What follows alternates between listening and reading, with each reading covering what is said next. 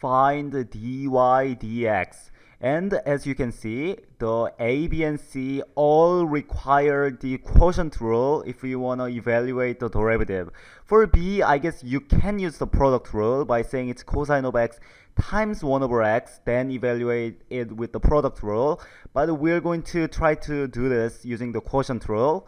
And for C, it might seem like you don't have any quotient, but when we get to C, I will show you what to do. Let's start by looking at A. Y is equal to x over x cubed minus 2. Well, we know this is the bottom function, that's the first function, and this is the second function. And we know derivative with respect to x of the second function over the first function is same thing as the first function, the bottom one. You always go from bottom to top, times derivative of second minus derivative of first times the second over the first function squared. So let's see how we can do this one. We are going to start with the first function, x cubed minus 2.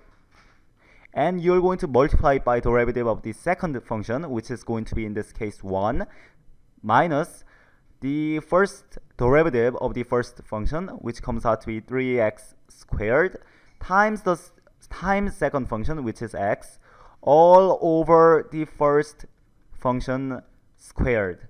Now what does this come out to be? You got x cubed minus 2, and you got minus 3x cubed over x cubed minus 2 squared. And I guess you can simplify this to negative 2x cubed minus 2 all over x cubed minus 2 squared. Let's look at B.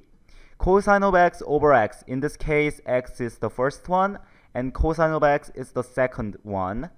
The derivative is going to be the first function, x, times derivative of cosine of x, which is negative sine of x, minus the derivative of the first function, which is going to be 1, times the second function, which is cosine of x, all over the bottom function squared, which is x squared. And this comes out to be negative x sine x minus cosine x over x squared. Now, let's look at the last one. Y is equal to tangent of x. In this case, you might say, well, there's no fraction, there's no quotient, but we can change.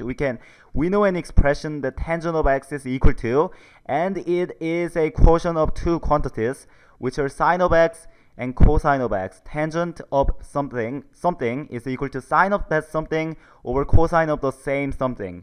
So let's use this to evaluate the derivative of tangent. Was I not writing the derivative sign? This should be dy dx. This thing is obviously not equal to this. It's the derivative that's equal to that, dy dx. Now let's get to this one. This time I'll make sure I write down dy dx. And this is the first function, this is the second function. So you start with the first function, cosine of x, times derivative of the second function, which is derivative of sine, which is cosine of x, minus the derivative of the first function, which is negative sine of x, times the second function over the bottom function squared, which is going to be cosine squared of x. And this comes out to be cosine squared of x minus minus is plus, and you got 2 sine of x, sine squared of x, over cosine squared of x. Hey, cosine squared of x plus sine squared of x is 1 over cosine squared of x. Well, cosine squared of x is the same thing as secant squared of x. So we know derivative of y equals tangent of x with respect to x comes out to be secant squared of x.